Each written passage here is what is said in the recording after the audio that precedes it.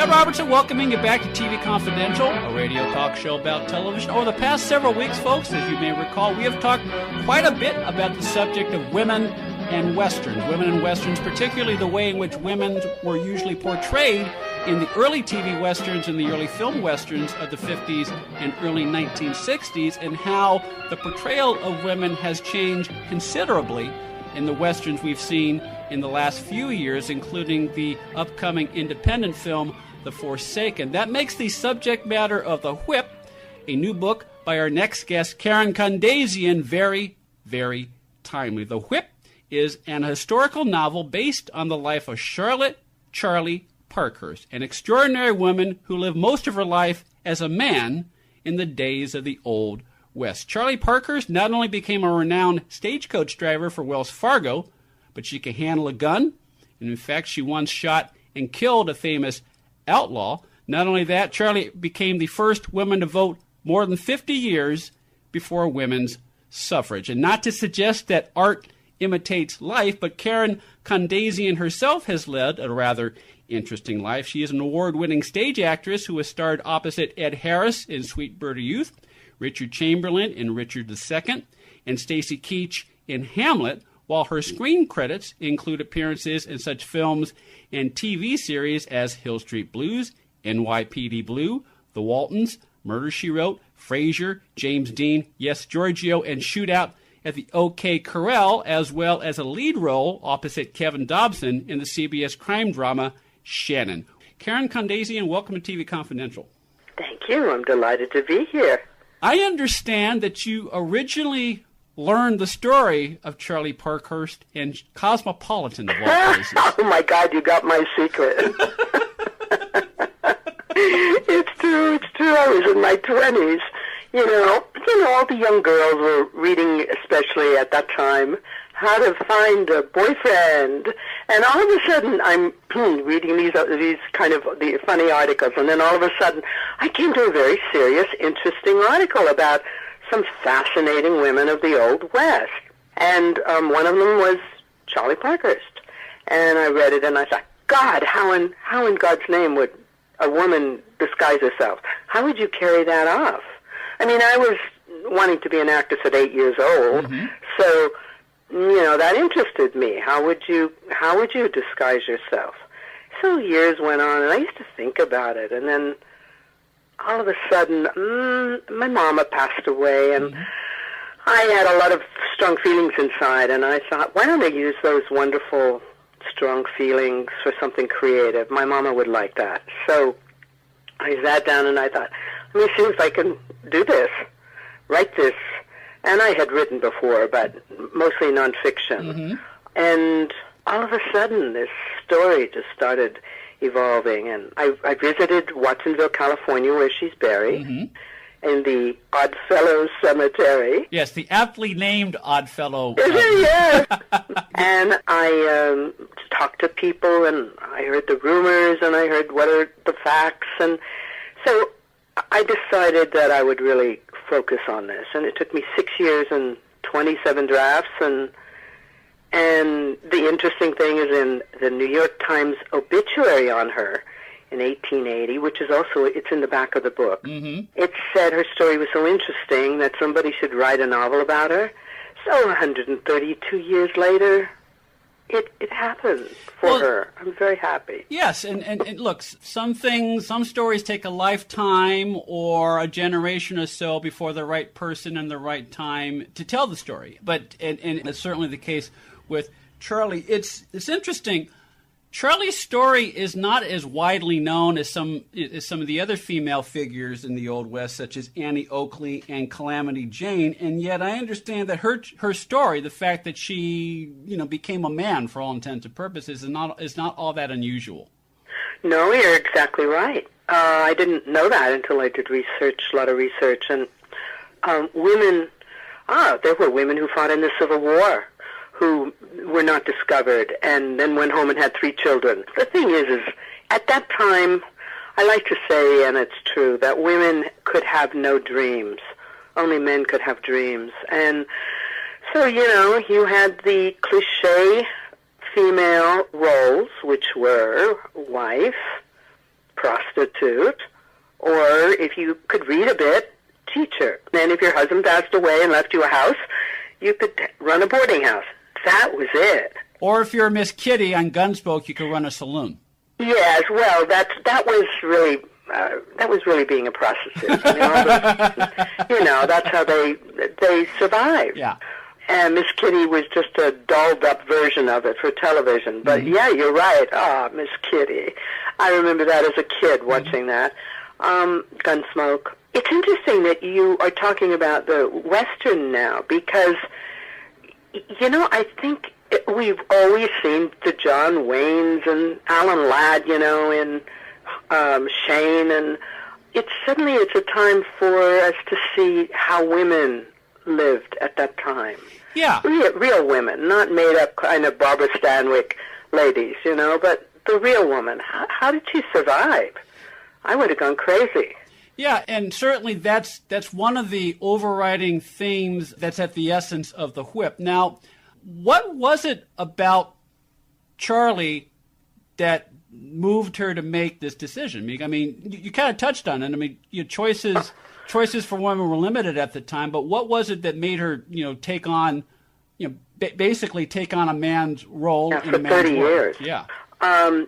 We don't really know the truth of it because when she came to she was born in but she lived in an orphanage most of her life until she was 16 or so. And then she ran away. And we don't know. So when I interviewed these people in Watsonville, there were a lot of rumors. And what I did was I took all the facts and put those in the book. And then I took the rumors and I kind of like a jazz musician, I riffed on them. Sure. And so that's why the book is a novel based on a true story. And my reasoning was one of the rumors about her was her middle name is Darky, D-A-R-K-E-Y. And at that time, Darky was the term for an African American. Mm-hmm. And there was a rumor that she had been with a runaway slave at some time. And I thought, oh, how fabulous. So I took that and I created a story around that. And that the destruction of her family, which was this man and her baby, caused her to put on men's clothes, leave the East Coast, Boston area, travel on by ship, which was a very difficult thing to do at that time, and arrive in California.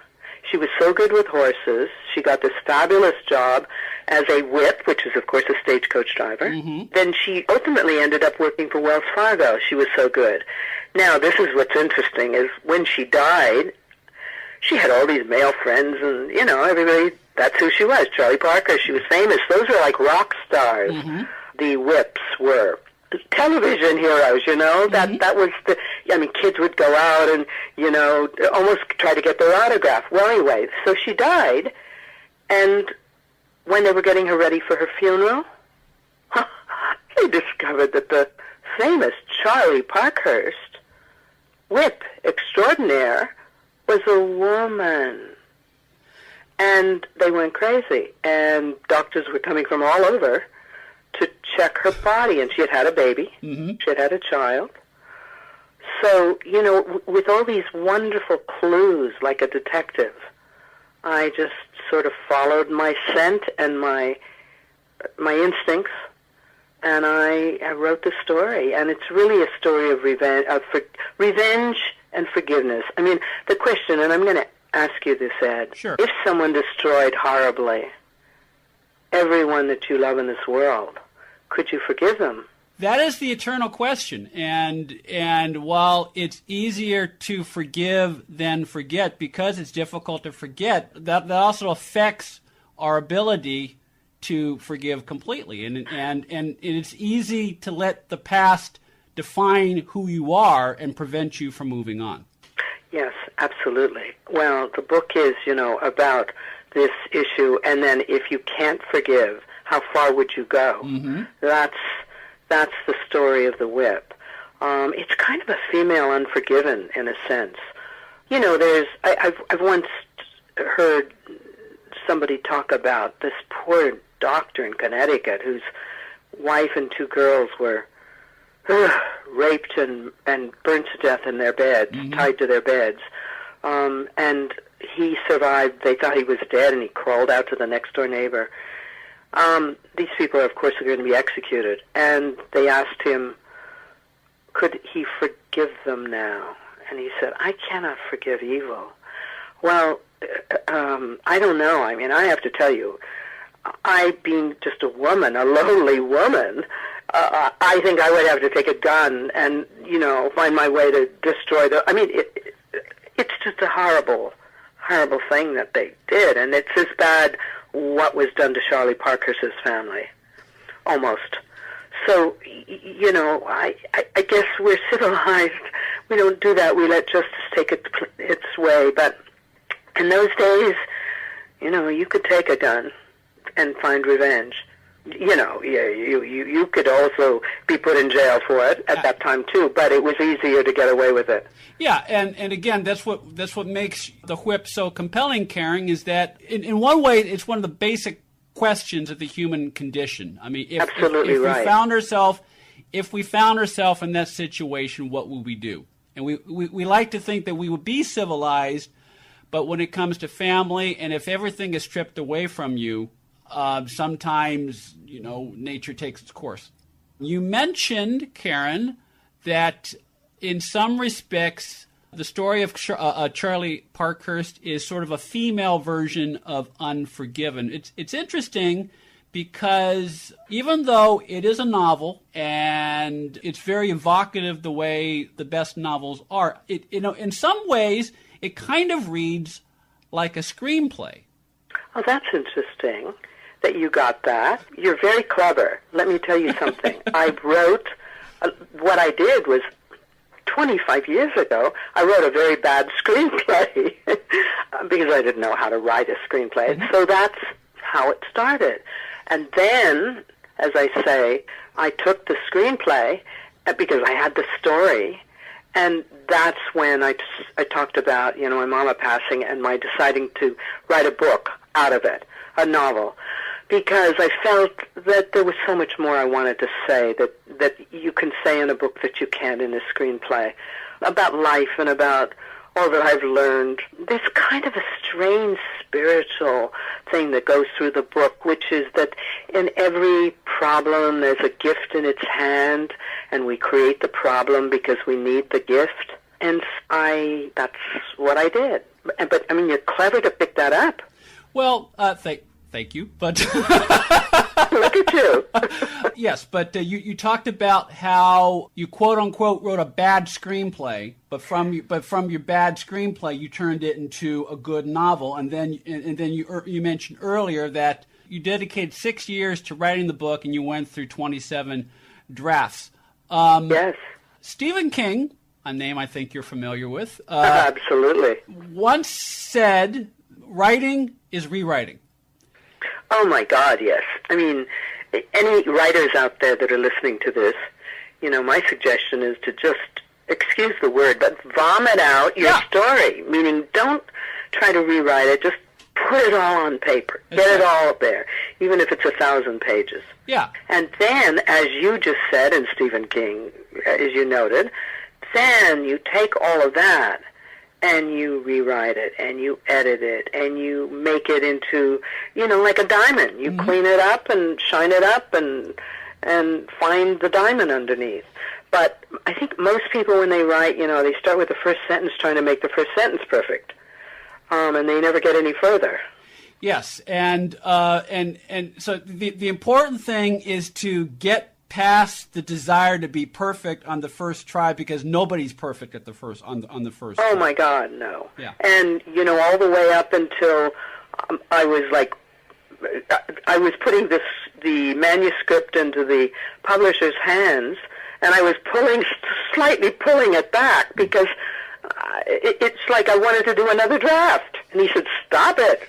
You have to let go of it now. Exactly. I mean, it's a little different when you're writing a novel, and it's a little different when you're writing a novel before you have to deal with actual publication deadlines, because, you are your own boss. But I know you understand this from another writing point of view, and that you were a columnist once upon a time. So, oh my God, you've done your research. Yes, I was. And so, with whether it's an online publication, whether it's a print publication, you've got to get X number of words by X date at X time, and you always try to make your column or your article as good as it can possibly be. But sometimes you need to get it done because you need to get it done. Yes, it's got a deadline on it, and ultimately the book goes to the publisher, and then there's an editor. So you have one last look at it, together. So it's not the end of it, but I suggest, they say, I'm pretty sure it's not a cliche that in everybody there is somebody who wants to write their book. Mm-hmm. They have a story. I've had more people say to me, "Oh, you're a writer. I have a great story. Would you write it for me?" And everybody does have a story. And I suggest that people just take a tape recorder and tell the story in whatever form to a friend who asks questions. Then there's something called Dragon software, yes, which transcribes it for you. Sometimes not well, but at least it transcribes it mostly. Mm-hmm. And then you've got 40 pages of a book already that you can play with. So, I really, I'm with all my heart, support everybody to put their words down on paper, because you have that story of your growing up or your career or your family or something, that haunts you, and you need to write it. So do it. We were talking about the way the Western genre has changed, not only in terms of the way women were portrayed, but just the way the genre was portrayed. And yes, certainly Deadwood came under fire among purists of the Western because of its use of language. Now, you know what? The purists were wrong. That is exactly how they spoke. I did research on that because there's some, not a lot, but I have some language in my book. Mm-hmm. And I did a ton of research. And my God, those men, that was like, by speaking to each other that way, mm-hmm, I think it was almost like a shield, a protection. It was like, don't mess with me, I have two things, my mouth, language, and I have a gun. Right. So don't mess with me. So that's why I believe the language, there was such bad language. Well, which I was going to say, I tended to be one of those purists until I read your book and learned the backstory of Charlie Parkhurst, because as you say, I'm beginning to shift on that because I know that you went to great lengths to make the novel as authentic as possible. Yes, that's right. So that happened. What he did, David Milch was the producer writer on, mm-hmm, that show. He created it, and he did amazing research. Do you know? I didn't watch, by the way, the shows while I was writing, and I didn't want to be influenced. Mm-hmm. But I am now watching all of them. I'm getting them from Netflix, and they're just brilliant. I mean, yes, people can be offended because, but every other word is, really offensive. Yeah. Every other word is a word I can't say on the radio. Yes, that's exactly right. But if you listen to it carefully, he wrote it almost like poetry. Yes, that's what I've heard. That's what I've heard. It's yes, very Shakespeare. Yes. It is a Shakespearean approach to profanity. You're perfect. Oh, he'd love that. That's exactly what he did. That's beautiful. But going back to Charlie's story, to pass herself off as a man, she has to become a man in every sense of the word, short of surgery, if surgery were available, Yes. But, and so she cussed, she smoked, she chewed. Tobacco, she drank. She was a big drinker. And as we mentioned earlier in our conversation, it blew the minds of her friends and colleagues after she died to find out who she really was. Absolutely. The other thing was, I thought to myself, how did she physically disguise herself? Mm-hmm. And, one of the things I found was that everybody was filthy, of course, on a stagecoach from the dust and mud and everything that came flying. And so I have this little fantasy that every morning when she was getting ready for work, she'd go out in the garden and put dirt all over her face. And she bound her breasts with, as women did, mm-hmm. we find later, who disguise themselves as men. And she wore these kind of boxy shirts and probably gained weight to get stocky. Yeah. And and pushed her. And if you drink and smoke enough, your voice gets gruff and foggy. And by the way, may I say that it's interesting. She voted for General Grant in 1868, mm-hmm. And she, of course, as a man, she voted, mm-hmm. And they both died of the same thing, yes. which is mouth-tongue cancer, from what we just said: too much liquor, too many cigars, and chewing tobacco. It's odd that they should die of the same thing. Yes, but that's one of those ironies that can tie two lives together, unintentional or not. Now, we talked a little bit about some of the choices you made as a writer in writing The Whip, and we've also touched a little bit on your acting career. Does your work as an actor help you as a writer? Yes. In fact, more so in the way that you just said. My acting has helped my writing tremendously because, first of all, I would say that everything that an actor does is what a writer has to do, only we have a process to do that. We have exercises that we're taught, whereas a writer just kind of goes in there and, if they're lucky, one day they're hit by what we call the writing gods, or not. I think that's why there were so many iconic drunk writers like Hemingway and Fitzgerald, mm-hmm. and so on, because the drinking, they found, relaxed them enough to get into that zone.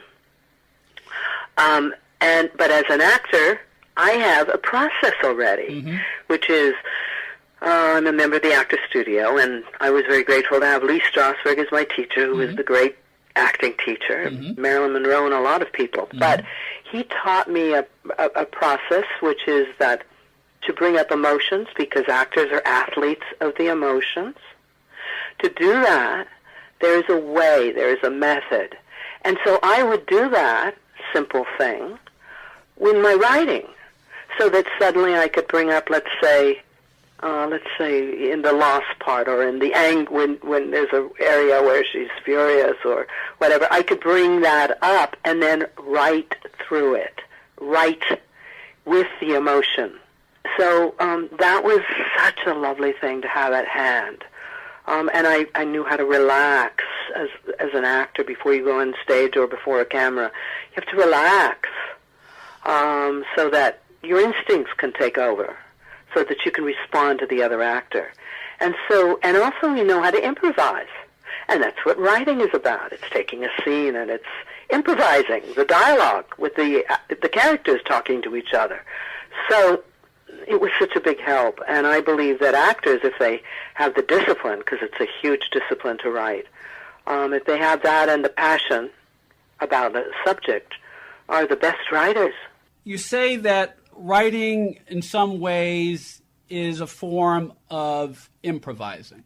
Now, disciplined improvising. I know those are opposites, but yes. Yes. It is an oxymoron, but it makes sense for anyone who has written or is a writer. And the listeners know this. You may not necessarily know this. I've written a few books myself, and I've never thought of it as disciplined improvisation, but you're right.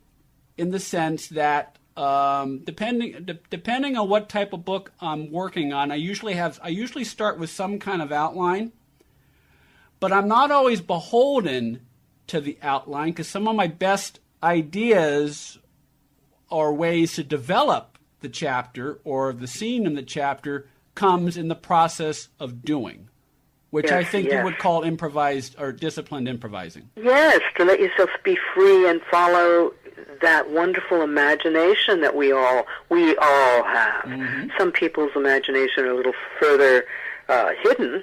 I mean, that's that whole, is it the left brain? I think, the left brain. And most people, I think, survive in this world with their right brain. But, to access that, you're absolutely right. You have to be free. A lot of people write with outlines. Now, my screenplay was like my outline, mm-hmm. So I knew where I was going. I had a big beginning, middle, and end. But you know what? The screenplay that I wrote didn't have a real ending. So I suffered over that ending for years, trying to figure out how to end it. And finally, it was interesting. I was sitting in a movie that had nothing to do with the book, a comedy, and it came to me just like that, the ending. I had to get up and leave and go write. But that's what our minds do. When you're focused, it's like dreaming. Yeah. They say before you go to sleep, if you ask a question, that sometimes you'll dream through it and find the answer the next morning. Mm-hmm. And that's kind of how writing is. It's interesting. We're talking a bit about process. Every process is different, just as every writer is different. And what may work for you may not necessarily work for me. And absolutely. And some writers are perfectly comfortable with just not having any sort of notes or outline at all. Robert B. Parker once said very famously, "The only thing I know before I start a Spencer novel is that Spencer is not going to die." Okay. Yes. Well, there are many people that write like that. Yeah. And sometimes some of the best writers are that way because they feel free. Yes, but at the same time, there are other writers who are just as experienced and publish just as many books as Robert B. Parker did.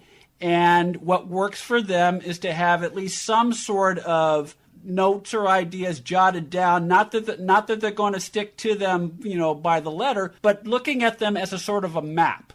Yes. Well, yes. Most of us need that. We need a place that we're headed. Mm-hmm. And you can change it on the way. That's right. You can go to another town. But the one thing I have to say is, I think it was Hemingway that said there's the other side of writing, too, which is Hemingway said, somebody asked him about how you write, and he says, all you do is you sit down in front of a typewriter and you bleed. I love a Mark Twain quote that happens to be in my book about Charlie Parkhurst. Mark Twain said, truth is stranger than fiction, but it is because fiction is obliged to stick to possibilities. Mm-hmm. Truth is not. And which goes to the approach you took in telling Charlie's story, because by using the novel form, it is authentic, and yet it's not grounded by facts, as you just said. I mean, well, yes, I did put in all the facts we do know about her. Those are 4 things. Mm-hmm. But other than that, yes, you're absolutely right. And but the interesting thing is if I told you the story and I said I had made it up, mm-hmm. Wouldn't you kind of wince and go like, "Ooh, I don't think that could really happen"? Yeah.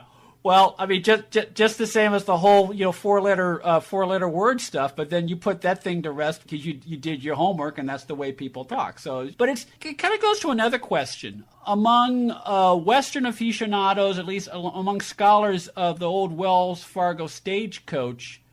Those people knew who Charlie Parkhurst was, and yet, on the whole, she's not as widely known as some of the other figures of the Old West. Why do you think she's not as widely known? Possibly, the women that are famous, like Annie Oakley and Calamity Jane. Everyone knew they were women. They just dressed kind of as men. Mm-hmm. Do you know that? Yes. You know what I'm saying? They were kind of these outrageous women that everyone looked at, who were rough and tough. I think because Charlie disguised herself, it was a little like, people don't like, ooh, was she gay? Was she transsexual? What was she? I think she hasn't been publicized a lot. I don't think anyone has really written that much about her. There's a children's book called Freedom about her, and research, but no one's ever really, Calamity Jane. They became iconic, like Wild Bill Hickok and all the bandits. And by the way, the stories around those people, if you really do the research, most of it is legend. Mm-hmm. The facts are very few if you look around Buffalo Bill and Annie Oakley, all those people. But I have to be perfectly honest, I don't have the answer to that question. I think it's just that nobody's really written about her or made a movie about her to make them iconic. Well, you've certainly taken up the mantle, and you mentioned that the Whip began as a screenplay. I understand that at one point it was actually optioned. Yes, it was. In fact, a lady named Lorene Arbus optioned it. Yeah, small world. Lorene, I think you know Lorene Arbus. Yes, I do. She's been a guest on this program. But yes. Long ago. We may see a movie version of The Whip one of these days. I hope that she becomes a movie for her sake, because first of all, she was a survivor. And I love survivors. I admire people who can take the negative things in their life and turn it around and make it a positive, And that's what she was, and that's who she was. We mentioned earlier in your career you had a regular role on Shannon with Kevin Dobson. Yes. You played Kevin Dobson's mother-in-law? Yes, and Kevin Dobson is older than me. I was going to say how. I mean, that doesn't compute. A man named Jim Aubrey was the producer of it, and he used to be a head of Universal, and he was a head of CBS, and so he could have his way. Yes. About anything. And for some reason, he liked me, and he liked my spirit. Mm-hmm. And he said to me, you know what? This is going to be a long-running show. I need a woman who has a lot of energy. Meaning, I don't want to get an older woman who's going to be tired and flake out. So he chose me, and they chose to make me up, which was very peculiar. I had to be there 2 hours every morning in makeup before we started, and, it also didn't look that great. Well, we've done a couple of programs on Jim Aubrey, the Smiling Cobra, but I don't. Look at that! I want to. Yes, they wrote a book about him called, what was it, The Love Machine, I think it was called? Yeah. Jacqueline Suzanne. Yes. Based her book on him. And by the way, I didn't even know any of this. I was so naive. And I'd see him on the set, and I'd go running up to him and throw my arms around him. Oh, hello, Jim. And everybody else was like, the set got very quiet because everyone was so scared of him. Yeah. And later is when I found out. There was no internet then to look people up. Mm-hmm. Well, so you are like Sherlock Holmes. Well, Karen, let's just say, Karen, let's just say that consider yourself lucky. I know. You're right.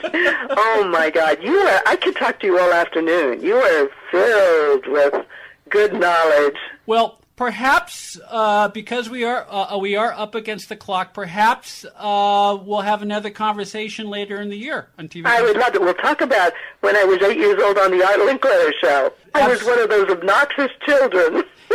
Absolutely. Well, Karen Kondazian is the author of The Whip, an historical novel based on the life of Charlotte Charlie Parkhurst, an extraordinary woman who lived most of her life as a man in the days of the Old West. The Whip is available both as an ebook and as a paperback through Amazon.com, BarnesandNoble.com, and wherever books are sold online. An audiobook of The Whip, narrated by actress Robin Wiegert, is also available through Audible.com. For more information on Karen Kondazian, go to thewhipnovel.com or Kondazian.com, www.kondazian.com.